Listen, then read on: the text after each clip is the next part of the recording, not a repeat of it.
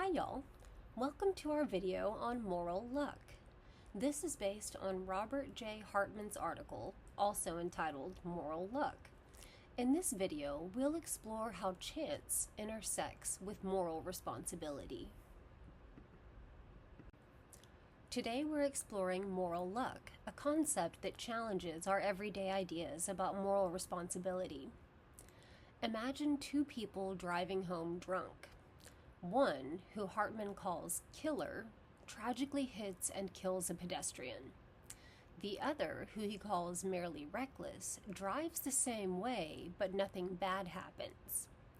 Should Killer get more blame, or are they equally blameworthy because the difference was just bad luck?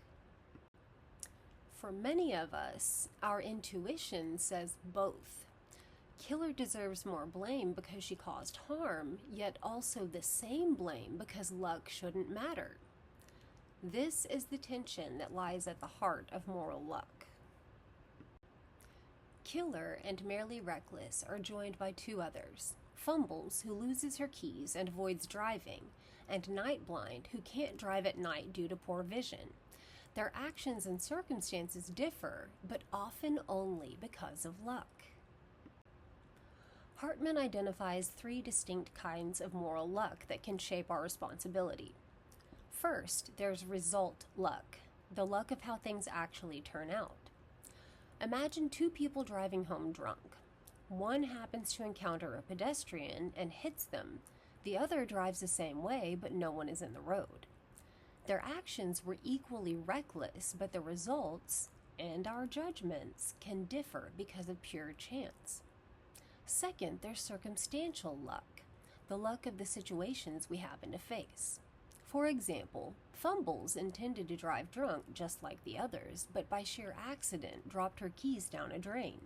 That random mishap took away her chance to do the wrong thing. Third, there's constitutive luck, the luck of who we are at a basic level, shaped by our genetics, upbringing, and innate abilities. Night Blind is an example. Her poor night vision makes the very idea of driving at night unthinkable, which means she won't be in the position to drive home drunk after a late party. These three types show that luck can creep into morality at every stage, from who we are to the choices we face to the outcomes of those choices. Philosophers have offered several competing responses to the problem of moral luck: skeptical, character, acts, and moral luck. We'll take a look at each one. First, there's the skeptical response. This view says that luck affects everything about who we are, the actions we take, and the results of those actions. If luck really does saturate all of moral life, then, so the skeptic argues, once we remove the influence of luck from our judgments, no one is truly morally responsible for anything. The downside? This conclusion would force us to abandon praise, blame, punishment, and reward entirely. It's like winning the argument, but at the cost of dismantling our whole moral system. If the skeptic is right, how would society function without praise or blame? Could laws and moral rules survive in practice? Second, the character response. This approach says we should judge people only on their enduring character traits, the kind of person they are deep down, rather than what happens to them or the situations they face. Killer, Merely Reckless, and Fumbles share the same recklessness and character, so they deserve equal blame. Night Blind is spared blame because her nature, bad night vision, keeps her from considering driving drunk. This avoids blaming people for mere circumstances, but it raises questions. What about when someone acts out of their character? And can we ever fairly judge strangers when we don't know their character? Third, the acts response. On this view, moral responsibility comes from what people actually do, not just their character. Killer and Merely Reckless took the same action, driving drunk, so they get the same blame. Fumbles and Night Blind didn't, so they're less blameworthy. But here's the tricky part. If luck can change responsibility for actions, why not also for consequences? if you think Fumbles is less blameworthy than Merely Reckless because she didn't actually drive drunk, should that same logic apply to the difference between Killer and Merely Reckless? Why or why not? Finally, the moral luck response. This view embraces the role of luck outright.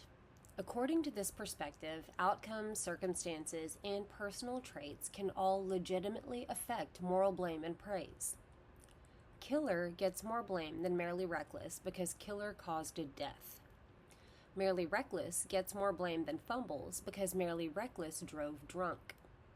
Fumbles gets more blame than Nightblind because Fumbles decided to drive drunk even though Fumbles didn't ever drive because she lost her keys. This is the most intuitive in some ways, but it also forces us to accept that moral responsibility is not purely about choice. It's partly about fortune, good or bad. Does accepting the moral luck view make you more compassionate towards people who have made serious mistakes? Or does it make you feel less certain about holding them accountable? As you can see, each of these responses raises its own complex questions. This distinction affects legal judgments, personal relationships, and even religious beliefs. Recognizing the role of luck can reduce moral pride and increase moral humility and compassion. In the end, moral luck reminds us that we are not entirely self-made. With different luck, we might have made the same mistakes as others or avoided them entirely. Alright y'all, that concludes this video. If you're interested in related videos, check out our videos on moral agents, moral community, and moral responsibility. Thanks for watching and sticking with me even though I'm losing my voice. Have a great day.